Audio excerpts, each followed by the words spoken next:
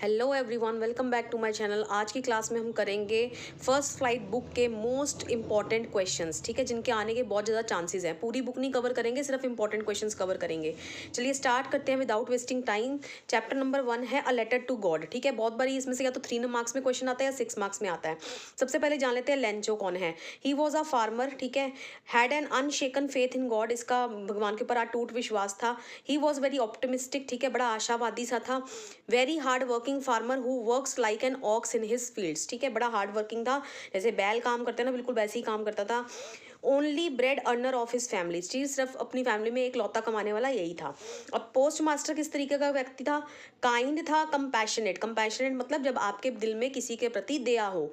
Helpful, amiable, ठीक है, M है यहाँ पे, ये एमिएबल, एमिएबल का मतलब होता है friendly, okay. And wanted to preserve Lencho's faith in God, और वो लेंचो के जो फेथ था उसको जाया नहीं जाने देना चाहता था, ठीक है, कि वो चाहता था कि भगवान के ऊपर लेंचो का विश्वास बना रहे, ओके। अब होता क्या है बेसिकली इस कहानी में कि लेंचो की जो फील्ड्स थी needed rain for good harvest, ठीक है, उनको क्या थी, पानी की ज़रूरत थी। रेन आई, लेकिन उसकी जो हैप्पीनेस थी दैट वाज शॉर्ट लिव, वो कुछ क्षण भर की मेहमान थी उसकी हैप्पीनेस। क्यों? क्योंकि बहुत जल्दी जो रेन थी that turned into hail stones, ठीक है, वो हेल स्टोन्स में बदल गई। And ruined his entire crops, उसकी सारी फसल क्या हो गई, खराब हो गई। He was filled with sadness, ठीक है, वो सैडनेस से भर गया। As his survival was dependent on the lost crops, क्योंकि उसका जो सर्वाइवल था वो सिर्फ किसके ऊपर डिपेंड करता था, जो उसने फसलें खो दी, okay. He wrote a letter to God seeking help and asked for 100 pesos, उसने गॉड को लेटर लिखा हेल्प मांगते हुए और 100 पैसोस की डिमांड करी। The postman laughed heartily on seeing the letter, ठीक है, पोस्टमैन को जब हाथ में लेटर लगा तो वो बहुत हंसता है, खुशी से, दिल से हंसता है वो। Addressed to God and took it to the post master, वो पोस्ट मास्टर के पास ले जाता है लेटर को। Post master laughed too but soon became serious, post master भी हंसता है लेकिन बहुत जल्दी उसकी जो हंसी थी वो सीरियसनेस में कन्वर्ट हो जाती है। He decided to reply the letter with great effort and collected only 70 pesos, ठीक है, वो लेटर को रिप्लाई करने का सोचता है और बड़ी ही मेहनत से 70 पैसोस जो है वो कलेक्ट करता है। Lencho was not showed, Lencho was not show, did not show आएगा बेटा यहाँ पे, शो, ठीक है। Lencho did not show slightest surprise, हाँ, Lencho did not show slightest surprise on receiving reply from God, ठीक है, बिल्कुल भी वो हैरान नहीं होता। सच वॉज हिज फेथ, ऐसा उसका फेथ था, ओके। लेकिन उसको जैसे मान लो पूरा यकीन था कि उसको भगवान की तरफ से लेटर मिलेगा ही मिलेगा। Instead he blamed post office employees for stealing 30 pesos and address them as bunch of crooks, ठीक है। उल्टे तो उसने तो उल्टा उन पोस्ट ऑफिस एम्प्लॉयज़ के ऊपर ही ब्लेम लगा दिया कि मैंने तो भगवान से 100 पैसों मांगे थे तो 70 पैसों मेरे पास आए, इसका मतलब 30 पैसों जो थे उन्होंने मेरे क्या कर लिए, चुरा लिए। और उन्होंने उसको ठगों की मंडली कह के एड्रेस करा। तो इसमें आयरनी आ गई, ठीक है। आयरनी मतलब क्या होता है कि जिन लोगों ने उसकी मदद करी उसने उन्हीं लोगों को कसूरवार ठहरा दिया, ओके, क्लियर। और वो एट द सेम टाइम फिर दोबारा से एक लेटर लिखता है गॉड को, in which he asked for the remaining money, ठीक है, बाकी मनी भी मांगता है। And ask the God to send this money through some other means, ठीक है, कि अब इस बारी ये पोस्ट लेटर के थ्रू मत भेजना, आप कोई दूसरे मीन्स के थ्रू मेरे को पैसे भेजना, ठीक है। ये लिखना पड़े तो आप आंसर में लिख सकते हो। चलिए अब आगे बढ़ते हैं। नेक्स्ट आपका चैप्टर है long walk to freedom, Nelson Mandela, ठीक है। अब इसमें बच्चे बहुत कंफ्यूज रहते हैं, ठीक है, छोड़ देते हैं इस चैप्टर को, जबकि चैप्टर बोर्ड वालों का बहुत फेवरेट है, बहुत बार इसमें से 6 नंबर के लिए क्वेश्चन आता है, ठीक है। तो क्वेश्चन किसी भी फॉर्म में आ जाए, लिखना आपको यही सब कुछ होगा। Describe the contribution of Nelson Mandela in the struggle for independence of the blacks of his country, मतलब कि वही नेल्सन मंडेला की कॉन्ट्रीब्यूशन बतानी है कि क्या उसका सहयोग रहा, क्या योगदान रहा नेल्सन मंडेला का, ठीक है, अपार्थाइड रजीम को खत्म करने के लिए। तो चलते हैं, बढ़ते हैं, क्या इसका आंसर लिखोगे आप। पहली लाइन तो मैंने क्वेश्चन में से उठाकर लिख दी, अब वो डिपेंड करता है आपको कैसा क्वेश्चन दिया, आप वहीं से उठाकर पहली लाइन लिख दोगे। Nelson Mandela had an immense contribution in the struggle for independence of the blacks of his country against apartheid regime, यही लिखा है कि नेल्सन मंडेला का बहुत तगड़ा कंट्रीब्यूशन था, स्ट्रगल थी इंडिपेंडेंस हासिल करने के लिए ब्लैक लोगों के लिए जो उसकी कंट्री में रहते थे against apartheid regime, okay. He suffered untold sufferings and tortures in prison, ठीक है, उसने बहुत सारी अनटोल्ड सफरिंग मतलब जो बयां भी नहीं की जा सकती, ऐसे उसने टॉर्चर सहे प्रिजन में। But successfully installed a democratic and non racial government in south Africa, लेकिन वो अपनी कंट्री में एक नॉन रेशियल गवर्नमेंट जो कि डेमोक्रेटिक थी उसको स्थापित करने में सफल रहा। He was not born with a hunger to free, ठीक है, वो स्टार्टिंग से ये नहीं था कि वो पैदा ही आज़ादी पाने के लिए हुआ है, उसको शुरू से ही आज़ादी की भूख थी, ऐसा नहीं था। When he grew up he realise that his boyhood freedom was an illusion. कई बार ये भी क्वेश्चन आ जाता है कि when did Mandela realise that, या when did Mandela start yearning for freedom, ठीक है, मंडेला कब फ्रीडम के लिए उसके अंदर चाह ललक पैदा होनी शुरू हो गई, तब आप ये लिखोगे यही वाली लाइन कि व्हेन ही ग्रू अप, मतलब कि शॉर्ट आंसर भी कोई आए तो इसी लॉन्ग में से शॉर्ट आंसर बन जाएंगे, ठीक है।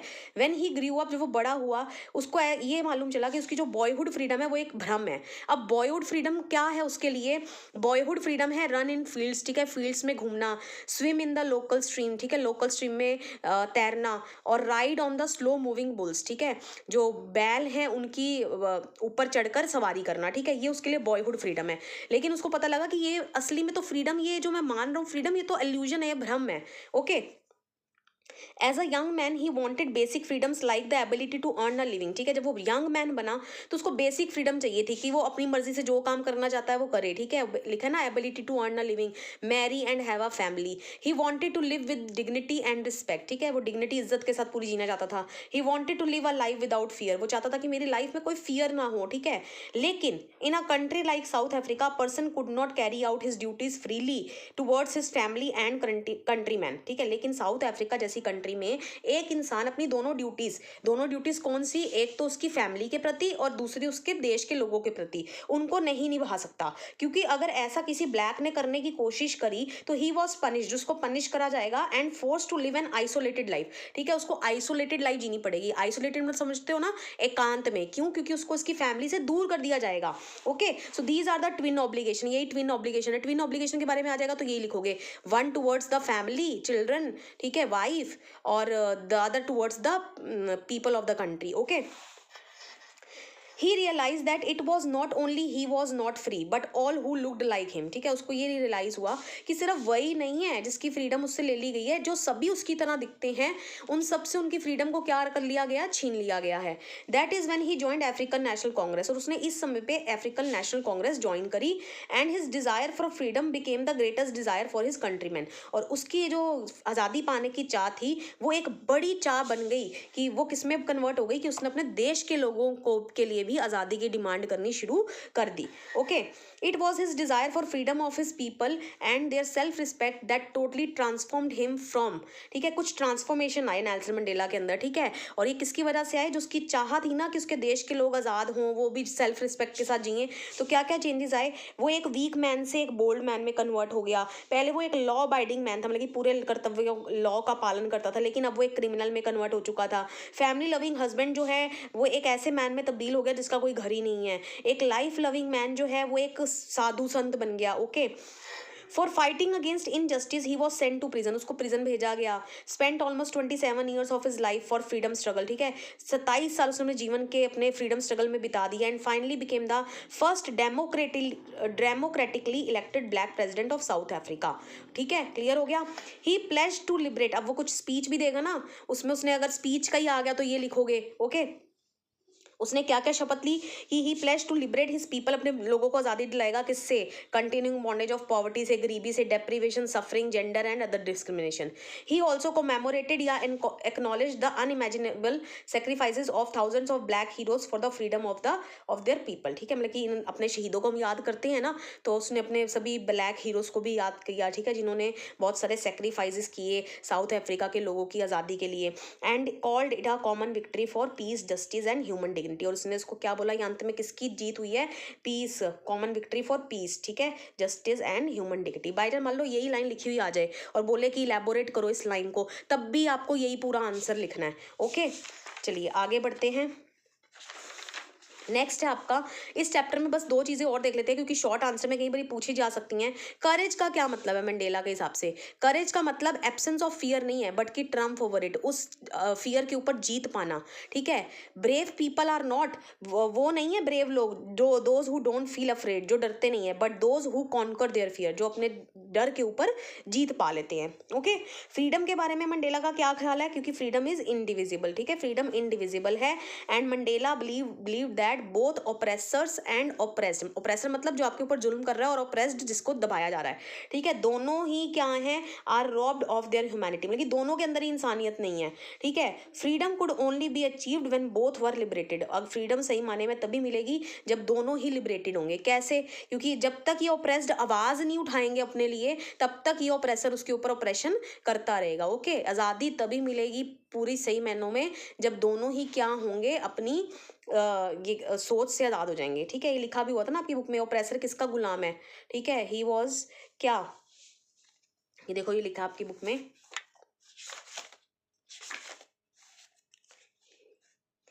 ये देखो, a man who takes away another man's freedom is a prisoner of hatred. Okay, he is locked behind the bars of prejudice and narrow mindedness.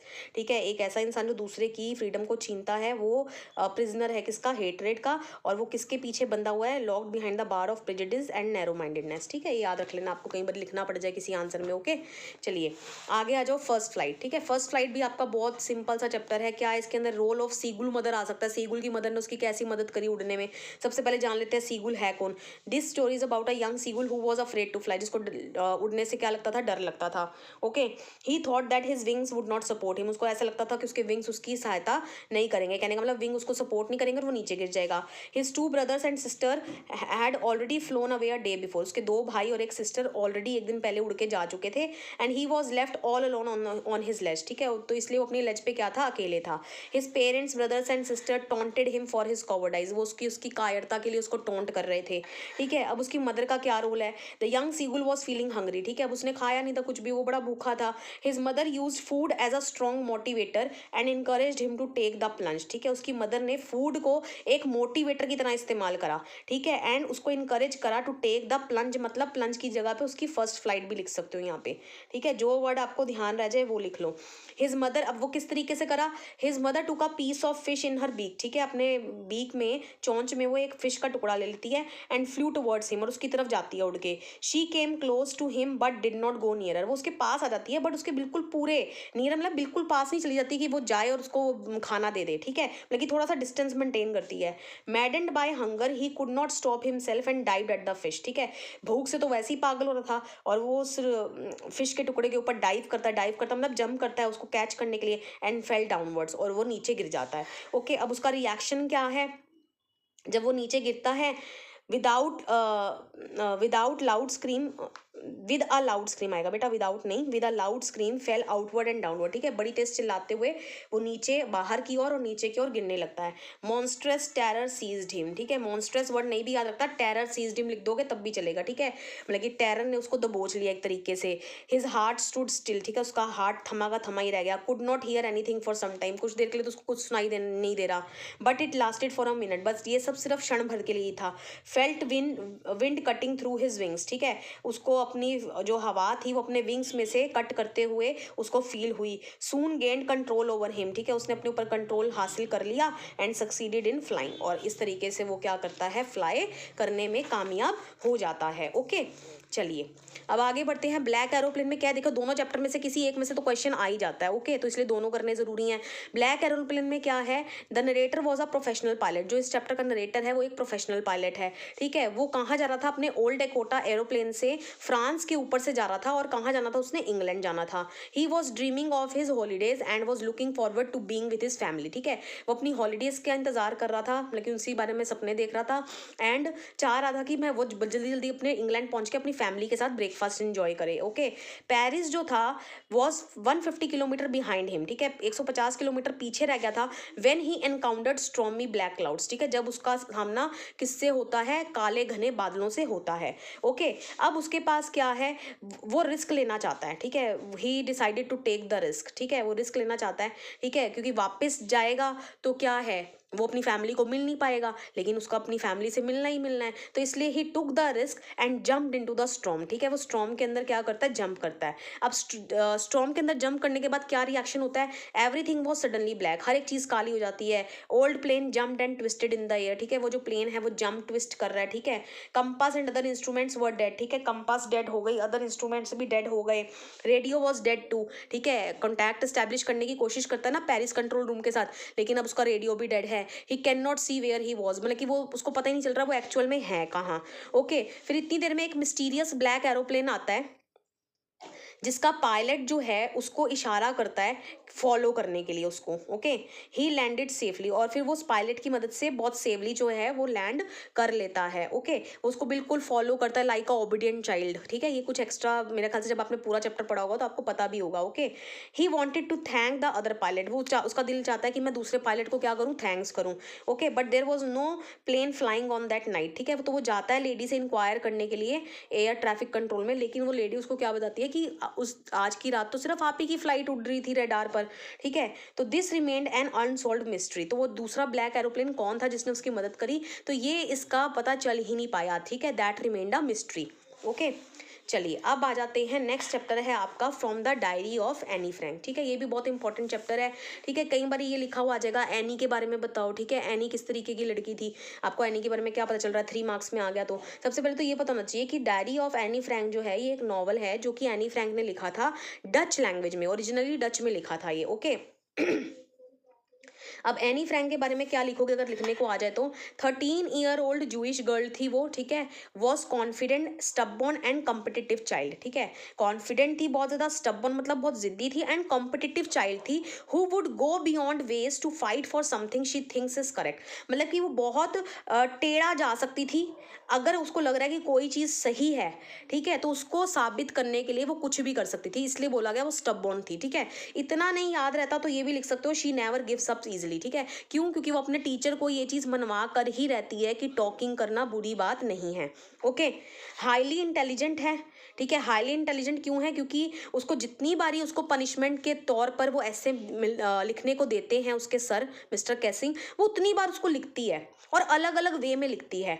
ठीक है, सेंसिटिव है एंड वेरी मैच्योर गर्ल थी। ठीक है, was very good at writing. ठीक है, and had a great convincing skills. ठीक है, उसके बड़े तगड़े कन्विंसिंग स्किल्स थे, मतलब कि उसने हार के मिस्टर कैसिंग को ये मनवा ही लिया कि बातें करना बुरी बात नहीं है। Okay, she never gives up easily, तो मैं आपको बता ही चुकी हूँ। She was very emotional and attach to her grandmother. ठीक है, बड़ी इमोशनल थी और अपनी ग्रैंड मदर के साथ बहुत ज्यादा क्या थी, अटैच थी। ओके, कहाँ पैदा हुई थी, she was born in Frankfurt Germany in 1929। 1929 में जर्मनी में पैदा हुई थी and died in the concentration camp in 1945। Okay, her father gave her a diary as birthday present on her 13th birthday. जब उसका 13th बर्थडे था तब उसके फादर ने उसको diary as a gift the.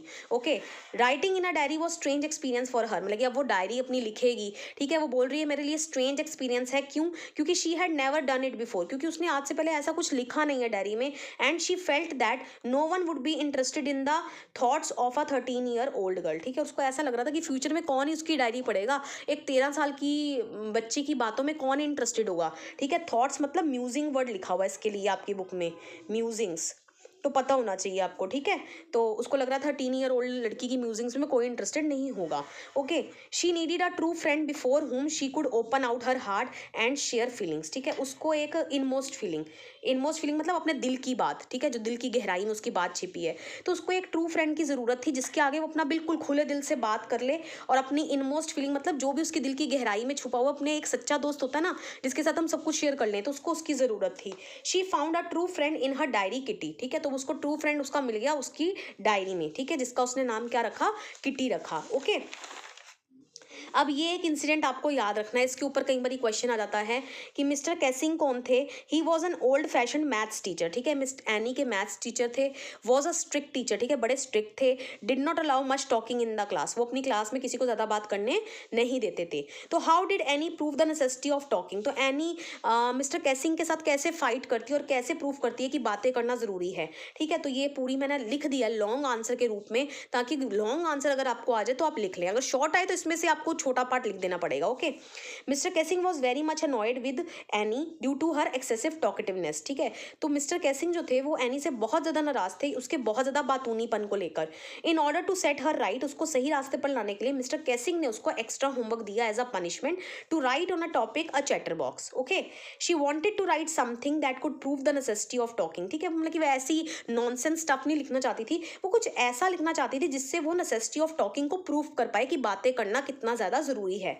She argued that talking is a students trait, ठीक है, तो इस चीज़ के बारे में बोलती है कि अपने ऐसे में कि टॉकिंग जो है वो एक स्टूडेंट की खूबी है, ट्रेट है, and she would do her best to keep it under control, और उसको अब कंट्रोल में रखने की पूरी कोशिश करेगी, but she would never be able to cure herself, लेकिन वो इस आदत को सुधार नहीं पाएगी, as she had inherited this habit of talking from her mother, और इसका ब्लेम सीधा वो अपनी मदर के ऊपर डाल देती है कि क्योंकि उसको ये हैबिट किससे मिली है, अपनी मदर से पास ऑन हुई है, और इनहेरिटेड ट्रेड्स के बारे में आप ज़्यादा कुछ नहीं कर सकते। मिस्टर कैसिंग जब ये पढ़ते हैं तो वो बहुत ज़्यादा हंसते हैं, ठीक है, but any kept her talking on, ठीक है, वो अपनी बातचीत चालू रखती है आगे के आने के लेसन्स में। तो मिस्टर कैसिंग उसको अगेन एक एक्स्ट्रा होमवर्क असाइन कर देते हैं on the topic and incorrigible chatterbox. Incorrigible का मतलब होता है ऐसा इंसान जिसको कभी ठीक ना किया जा सके, okay. Followed by quack quack quack said mistress chatterbox, तो 3 बारी उसको होमवर्क दिया जाता है। पहली बारी अ चैटरबॉक्स, दूसरी बारी an incorrigible chatterbox, followed by quack quack quack said mistress chatterbox, तो ये तीसरी टाइम उसका टॉपिक था, ठीक है। Mister Keesing was trying to play a joke on her, ठीक है, मिस्टर कैसिंग उसका मजाक उड़ाना चाह रहे थे इस टॉपिक को लेकर, but she made sure that the joke was on him, लेकिन एनी भी हार मानने वाली नहीं थी, वो चाह रही थी कि ये जोक जो है मतलब कि मैं भी गिव अप नहीं करूंगी, मिस्टर कैसिंग को ही हार माननी पड़ेगी, okay. She wrote the essay in verse form, ठीक है, with the help of her friend, ठीक है, अपनी फ्रेंड की मदद से वो एसे को एक कविता की फॉर्म में लिखती है। अब कई बार शॉर्ट में ये भी आ रहा था कि उस कविता में वो क्या लिखती है, इसलिए मैंने यहाँ लिख दिया है। It was about father swan and 3 baby ducklings, ये फादर स्वैन और 3 बेबी डकलिंग्स के बारे में था, who were bitten to death, जिनको उनके फादर जो है मौत के घाट उतार देते हैं by the father because they quack too much, क्योंकि वो बहुत ज्यादा क्या करते थे, बातें करते थे, ओके। अब इसको सुनकर क्या हुआ, a change came over mister Keesing, mister Keesing के बिहेवियर में एक चेंज आता है, and he allowed Anne to talk in the class, और वो एनी को क्लास में बात करने को अलाउ कर देते हैं, ओके। तो ये हो गया आपका चैप्टर। नेक्स्ट जो इंपॉर्टेंट चैप्टर बनता है जिसमें से बहुत बड़ी क्वेश्चन देखने को मिलता है, that is the sermon at Benares, ठीक है। किसके बारे में है, गौतम बुद्धा के बारे में, जो कि एक प्रिंस के तौर पर पैदा हुए थे। He married at the age of 16, ठीक है, 16 साल की उम्र में उन्होंने शादी करी। Enjoyed luxurious life for 10 years, ठीक है, 10 सालों के लिए उन्होंने पूरी अपनी लग्जरियस शान शौकत वाली जिंदगी गुजारी। उनका एक बेटा भी हुआ। फिर उन्होंने एक बार साइट ऑफ सिक मैन, मतलब कि एक नज़ारे देखे कुछ, किसका नज़ारा देखा, एक बीमार व्यक्ति, एक एज्ड व्यक्ति, मतलब कि डिफरेंट डिफरेंट अपने स्टेजेस में लोग उन्होंने देखे, ठीक है, एक बीमार इंसान, एक बूढ़ा इंसान, फिर फाइनली उसकी फुनरल प्रोसेशन मतलब जो अर्थी जाती है, and finally monk begging for arms, ठीक है, एक मॉन्क जब बंदा एक इंसान संन्यास ले लेता है और वो भीख मांग के गुजारा कर रहा है अपना, ठीक है, तो all these sights shocked him, ठीक है, तो वो बड़ा शॉक्ड हुआ उनको देखकर, and set out to seek enlightenment, ठीक है, और वो ज्ञान की प्राप्ति के लिए निकल पड़े, ओके। वेंडर्ड फॉर 7 ईयर्स, 7 साल तक वो भटकते रहे। Sat down under a peepal tree, finally वो एक पीपल ट्री के नीचे आके बैठ गए, and vowed to stay there till enlightenment came, ठीक है, और वहां पर बैठने की वो सोच लेते हैं जब तक उनको ज्ञान की प्राप्ति नहीं हो जाती। एनलाइटमेंट उनको आया, ज्ञान की प्राप्ति हुई आफ्टर 7 डेज, 7 दिन के बाद। तो उस पेड़ का नाम बदल के क्या रख दिया गया, बोधि ट्री रख दिया गया, ठीक है, rename the tree Bodhi tree और ट्री ऑफ विजडम। एंड उस दिन से बुद्धा को किस नाम से उस दिन से जो सिद्धार्थ गौतम थे, जो प्रिंस थे, उनको बुद्धा के नाम से जाना जाने लगा, और द अवेकेंड और एनलाइटेंड वन, ओके। अब कई बार क्वेश्चन आ जाता है कि how did Gautam Buddha teach किस्सा गौतमी ट्रूथ ऑफ लाइफ, ठीक है, वो किस्सा गौतमी को जो लाइफ की सच्चाई है उसका पाठ कैसे पढ़ाते हैं, ठीक है। हो सकता है किसी और फॉर्म में लिखा हुआ दे दे, लेकिन क्वेश्चन इसी के इर्द गिर्द ही आएगा, ठीक है। किस्सा गौतमीज ओनली सन हैड डाइड, उसका एक लौता बेटा जो था वो मर जाता है। She kept wandering in search of a medicine that could cure her son and bring him back to life, ठीक है, तो वो एक ऐसी दवाई की तलाश में थी जो उसके बेटे को ठीक कर दे और उसके जो प्राण थे वो वापस ले आए। Someone sent her to Buddha, किसी ने उसको बुद्धा के पास भेजा। Buddha asked Kisa Gotami to bring a handful of mustard seeds from a house where no one had lost any of his और हर बिलव्ड, ठीक है, तो गौतम बुद्धा किस्सा गौतमी को एक मुट्ठी भर मस्टर्ड सीड्स लाने को बोलते हैं, ऐसे घर से लाने को बोलते हैं जहां पर किसी ने अपने प्यारे को ना खोया हो, ठीक है। She was unable to find any such house, उसको ऐसा कोई घर मिलता ही नहीं है। She became weary and hopeless, वो बड़ी वियरी मतलब थक जाती है एंड वो होपलेस हो जाती है, मतलब उसको पता चल जाता है अब उसको ऐसा घर कहीं नहीं मिलेगा। And sat down at the way side watching the lights off the city flickering and extinguishing, और वो वहीं पर सड़क के किनारे बैठ जाती है और वो लाइट्स देख रही है सिटी की जो कि फ्लिकर हो रही है एंड एक्सटिंग्विश, ठीक है, फ्लिकर मतलब जैसे कैंडल फ्लिकर करती है, ठीक है, ऐसे जगमगाती है, ठीक है। And at last the darkness of night rained everywhere, ठीक है, और अंत में सारी जगह अंधकार छा गया। She considered the fate of man, अब उसको समझ में आया कि हाँ गौतम बुद्धा उसको क्या समझाना चाह रहे हैं। And realise that she was growing selfish in her grief, और अब उसने इस चीज को रियलाइज किया कि वो अपने दुख में कितनी क्या हो गई थी, सेल्फिश हो गई थी। Okay,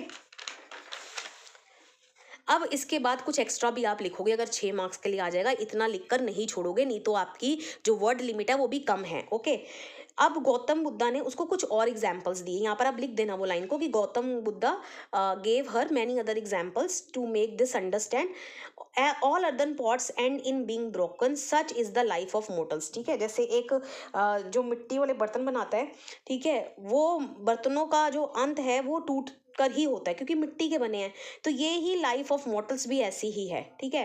as ripe fruits are always in danger of falling, similarly mortals when born are always in danger of falling into death trap, ठीक है, जैसे एक पका हुआ फल हमेशा डेंजर में होता है जल्दी गिरने के, ठीक है, ऐसे ही मॉर्टल्स मतलब हम सब लोग, ठीक है, जो इस धरती पर आए हैं तो एक ना एक दिन मरेंगे, ठीक है, तो मॉर्टल्स जैसे ही अब जन्म लेते हैं तो वो उसी क्षण से डेंजर में होते हैं, खतरे में होते हैं, किसके मुंह में जाने के, डेथ के मुंह में जाने के।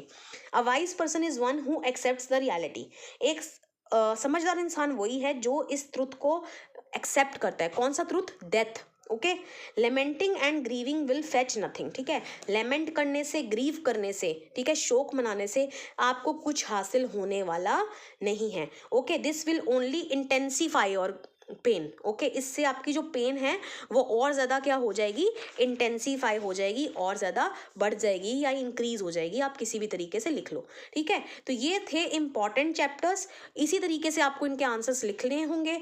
All the best for your exams. Video पसंद आया हो वीडियो को लाइक करिए, शेयर करिए, कमेंट करके बताइए वीडियो आपको कैसा लगा, and don't forget to subscribe my channel. अभी तो सिर्फ ये इंग्लिश ही हुआ है, आपको सोशल स्टडी में मैं करवाऊंगी आपके आने वाले पेपर में, ठीक है, तो उन वीडियोज़ को भी आप देख लीजिएगा। मिलेंगे नेक्स्ट वीडियो में, टिल देन बाय बाय।